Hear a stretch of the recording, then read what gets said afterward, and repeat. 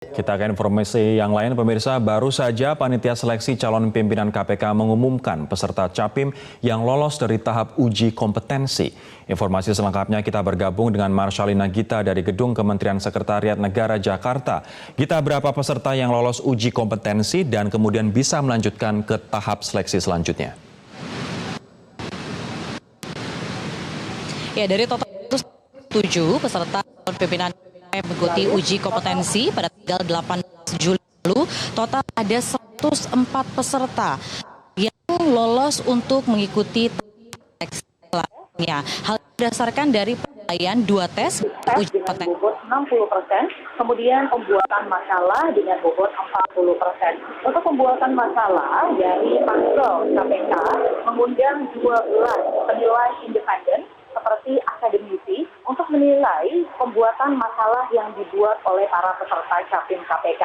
Hal ini dilihat dari 104 calon pimpinan KPK yang lolos ke tahapan berikutnya, dinilai dari visi misi yang dituliskannya, kemudian juga memiliki gagasan-gagasan dan juga terobosan-terobosan baru terhadap pemberantasan korupsi maupun juga pencegahannya. Karena yang diketahui bahwa dalam pembuatan masalah ada banyak hal yang terjadi tentang bagaimana pengetahuan para peserta Capim KPK ini terkait dengan pemberantasan korupsi, kemudian juga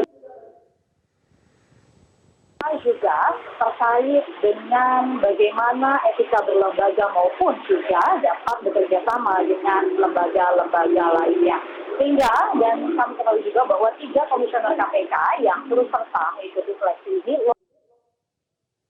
ada Basaria Panjaitan, Alexander Marwata, serta Laude M. Syarif.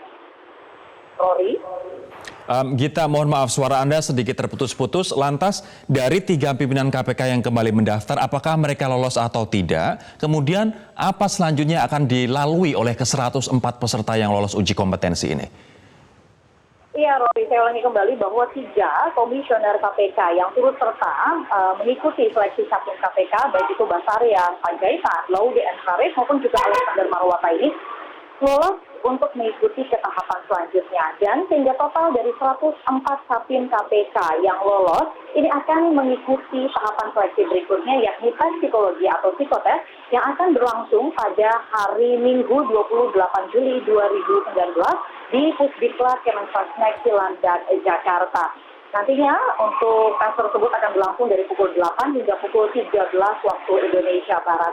Nantinya setelah tes psikotes, jika nanti sudah ada pengumuman berikutnya yang lolos, akan ada tes selanjutnya, baik itu uji publik, kemudian juga ada profile assessment. Dan disampaikan oleh Pansel KPK bahwa targetnya pada tanggal 30 Agustus ini semua tahapan seleksi sudah selesai, sehingga tanggal 2 September 2019 maka nama Capim KPK ini sudah dapat diserahkan langsung kepada Presiden RI. Marshalina Gita melaporkan langsung dari kantor Kementerian Sekretariat Negara. Terima kasih Gita atas laporan Anda.